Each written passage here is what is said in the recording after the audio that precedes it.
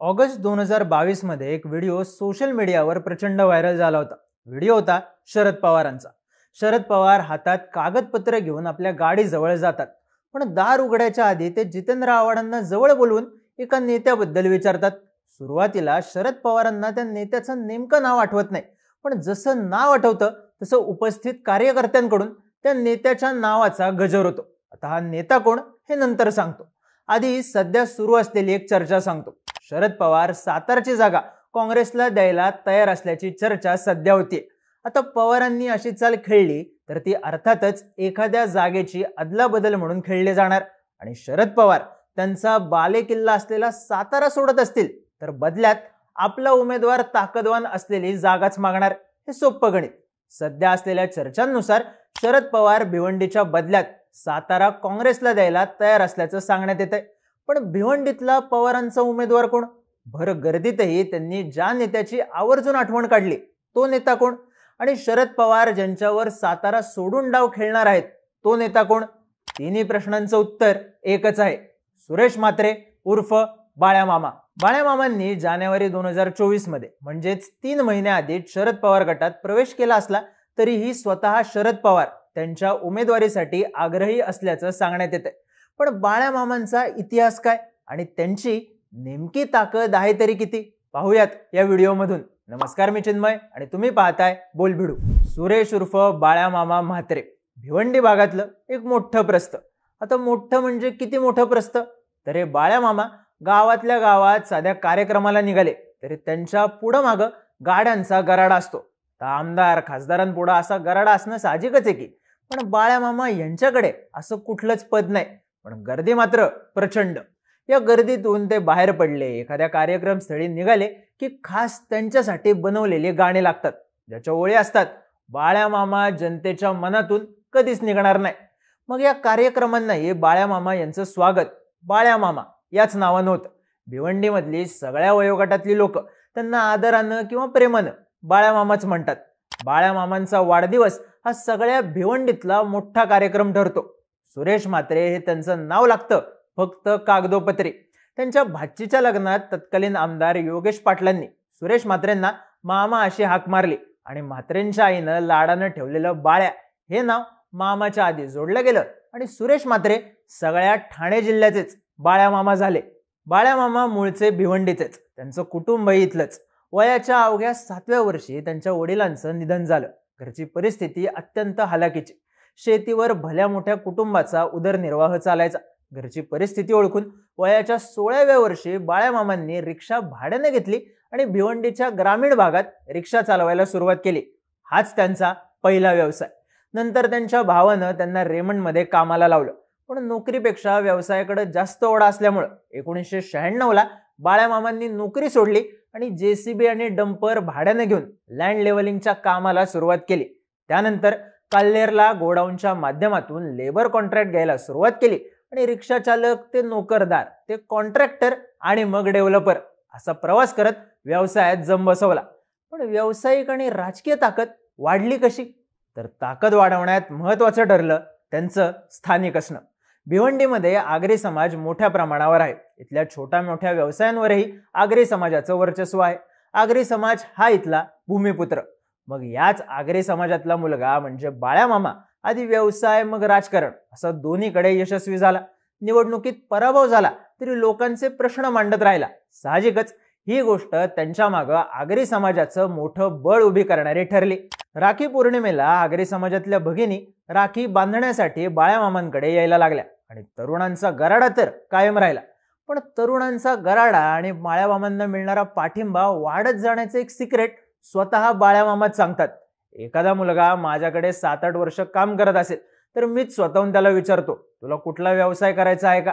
आणि तो व्यवसाय सुरू करायला मदतही करतो। अर्थात यामुळेच तरुण मुलं त्यांच्यासोबत मोठ्या प्रमाणावर जोडली जातात आणि बाळ्या मामा यांच्या मागं मसल पॉवरही उभी राहते। बाळ्या मामांचा गोडाऊन पट्ट्यावर असलेला होल्ड त्यांची ताकद आणखी वाढवतो। भिवंडीचा ग्रामीण भाग हा गोडाऊन पट्टा म्हणून सगळ्या राज्यात प्रसिद्ध आहे। राज्यातल्या अनेक मोठमोठ्या कंपन्यांची हजारो गोडाऊन्स भिवंडीच्या ग्रामीण भागात आहेत। एकीकडे ठाणे महानगरपालिका आणि दुसरीकडे भिवंडी महानगरपालिका असल्यामुळे तिथं गोडाऊन्स उभी करायला कंपन्यांना मोठ्या प्रमाणावर टॅक्स द्यावा लागतो. त्यामुळं हा टॅक्स वाचवण्यासाठी दोन्ही महानगरपालिकांमधून वगळण्यात आलेल्या गावांमध्ये कंपन्यांनी आपली गोडाऊन्स उभारली आहेत. या गोडाऊन्सवर बाळ्यामामांचं चांगलंच वर्चस्व आहे. काही वर्षांपूर्वी एक गाणं भिवंडीत व्हायरल झालं होतं. काल्हेरच्या नाक्यावर तवा तापलाय सणा, गोडाऊनच्या पैशावर बाळ्यामामाची पोरं उडतात टाना, अशा त्या गाण्याच्या ओळी. पण याच गोडाऊनच्या माध्यमातून बाळ्यामामांनी कित्येक लोकांना रोजगार उपलब्ध करून दिला असं सांगितलं जातं.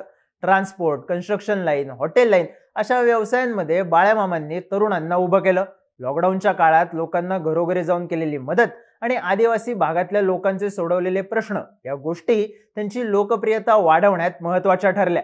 पण या सगळ्याचा राजकीय फायदा मात्र बाळ्यामामांना घेता आला नाही. उलट त्यांचा इतिहास हा पक्षांतराचाच राहिला. तो कसा? तर त्यांच्या राजकीय कारकिर्दीची सुरुवात झाली शिवसेनेतून. 2009 मध्ये त्यांनी भिवंडी पश्चिमची विधानसभा निवडणूक लढवली, पण ते 4थ्या क्रमांकावर राहिले. मग 2014 मध्ये त्यांनी मनसेकडून लोकसभा निवडणूक लढवली आणि भिवंडीमध्ये 3ऱ्या क्रमांकाची 93,000 मतं मिळवली. त्यानंतर ते पुन्हा शिवसेनेत आले. शिवसेनेत त्यांना ठाणे जिल्हा संपर्क प्रमुख पदाची जबाबदारी देण्यात आली. ठाणे जिल्हा परिषदेचे गटनेते म्हणूनही त्यांनी काम केलं.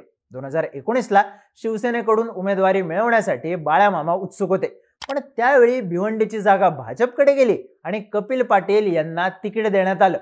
शिवसेनेतून बाजूला झाल्यानं त्यांनी 2021 मध्ये काँग्रेसमध्ये प्रवेश केला. पण अवघ्या 4.5 महिन्यात काँग्रेसचा हात सोडत ते अजित पवारांच्या उपस्थितीत राष्ट्रवादी काँग्रेसमध्ये गेले. थोडक्यात महाविकास आघाडीतल्या तिन्ही घटक पक्षांमध्ये त्यावेळी बाळ्यामामांनी प्रवेश केला होता. राज्यात सत्तांतर झालं आणि ऑक्टोबर 2022 मध्ये बाळ्यामामा राष्ट्रवादीतून शिंदेच्या शिवसेनेत आले. पण जानेवारी 2024 मध्ये त्यांनी शिर्डीच्या शिबिरात शरद पवारांच्या उपस्थितीत शरद पवार गटात प्रवेश केला. राजकीय वाटचाल कुठलंही मोठं पद न मिळवता या पक्षातून त्या पक्षात अशीच सुरू राहिली. आता आतापर्यंत कुठल्याच निवडणुकीत मोठं यश मिळालेलं नसूनही भाजपच्या कपिल पाटील यांच्या विरुद्ध बाळ्यामामा स्ट्रॉंग उमेदवार असतील असं का म्हणलं जातंय? तर याचं पहिलं कारण म्हणजे मुस्लिम मतांची मोड बांधून जोडली जाणारी मतांची समीकरण. कपिल पाटील यांच्याप्रमाणेच बाळ्यामामाही आगरी समाजातून येतात. त्यामुळं आगरी मतांचं विभाजन होणार. सोबतच शिवसेनेत फूट पडल्यामुळं शिवसेनेची मतंही विभागली जाणार. अशा वेळी महत्त्वाची ठरतात ती मुस्लिम मतं आणि या मुस्लिम मतांवर काँग्रेसपेक्षाही बाळ्यामामांचा असलेला होल्ड. 2019 मध्ये शिवसेनेकडून बाळ्यामामांना तिकीट नाकारण्यात आल्यानंतर त्यांना काँग्रेसकडून तिकीट देण्यात यावं अशी काँग्रेसमधल्या मुस्लिम पदाधिकाऱ्यांची मागणी होती. पण काँग्रेसनं बाळ्यामामांच्या ऐवजी सुरेश टावरेंना तिकीट दिल्यामुळं 18 नगरसेवकांनी राजीनामे दिले. त्यातले 12 नगरसेवक बाळ्यामामा समर्थक आणि मुस्लिम समाजातले होते. त्यातच बाळ्यामामांचा अजातशत्रू स्वभाव, मुस्लिम तरुणांनाही व्यवसाय उभे करण्यासाठी केलेली मदत आणि कोविड काळात केलेलं काम यामुळं मुस्लिम समाजात त्यांच्याबद्दल चांगली भावना असल्याचं सांगण्यात येतं, जी एक गठ्ठा मतांमध्ये बदलण्याचा विश्वास बाळ्यामामांना आहे. दुसरं आणि महत्त्वाचं कारण म्हणजे कपिल पाटील यांच्या विरुद्धचा जुना संघर्ष. कपिल पाटील आणि बाळ्यामामा दोघंही युतीत होते तेव्हाही दोघांमधून विस्तवही जात नव्हता. बाळ्यामामांनी सातत्यानं कपिल पाटील यांच्या विरुद्ध भूमिका घेतली. गोडाऊन पट्ट्यावरच्या वर्चस्वावरून कपिल पाटील आणि बाळ्यामामा यांच्यात जुना संघर्ष असल्याचं सांगण्यात येतं. पण या संघर्षाला खरी धार चढली 2019च्या लोकसभा निवडणुकांच्या वेळी. 2019ला शिवसेनेकडून बाळ्यामामा भिवंडीतून लढण्यासाठी इच्छुक होते, पण त्यावेळी कपिल पाटलांना तिकीट मिळालं. मग कपिल पाटलांच्या उमेदवारीचा निषेध म्हणून बाळ्यामामांनी उमेदवारी अर्जही भरला. पण त्यावेळी शिवसेनेचे नेते आणि तत्कालीन पालकमंत्री एकनाथ शिंदे यांच्या आदेशामुळे बाळ्यामामांनी आपला अर्ज मागे घेतला. पण कपिल पाटील यांना मदत करणार नसल्याची भूमिका घेतल्यानं त्यांचं शिवसेनेतून निलंबन करण्यात आलं.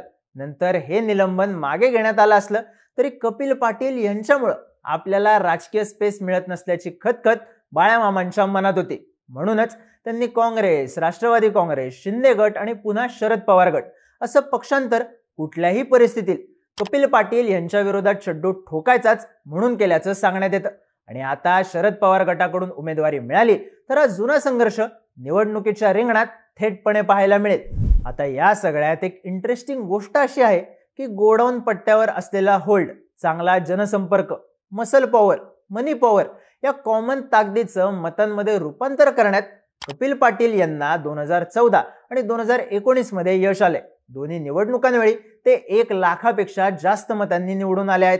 त्यात केंद्रीय राज्यमंत्री म्हणून मिळालेलं बळ, ठाण्यात एकनाथ शिंदेंची जोडली गेलेली ताकद आणि पहिल्याच यादीत उमेदवारी जाहीर झाल्यानं प्रचारात मिळालेली आघाडी यामुळे कपिल पाटील यांची ताकद निश्चितच वाढली. जी भेदायचं आव्हान बाळ्यामामा यांच्या समोर असू शकतं, पण परिस्थिती प्रतिकूल वाटत असली तरी त्यांच्याच नावाचा असलेला आग्रह आणि अगदी शरद पवारांनी सातारा सोडून भिवंडीवर डाव खेळायची दाखवलेली तयारी यामुळे चर्चेत येणारी बाळ्यामामांची वैयक्तिक ताकद या गोष्टी ही लढत झालीच तर ती घासून होणार याचे संकेत देणारी ठरते. तुम्हाला काय वाटतं? ही बाळ्यामामा म्हात्रे विरुद्ध कपिल पाटील फाईट नेमकी कशी असेल? तुमची मतं आणि प्रतिक्रिया कमेंट करून नक्की सांगा आणि इंटरेस्टिंग व्हिडिओज पाहण्यासाठी बोलबिडूच्या YouTube चॅनलला सबस्क्राईब करायला विसरू नका.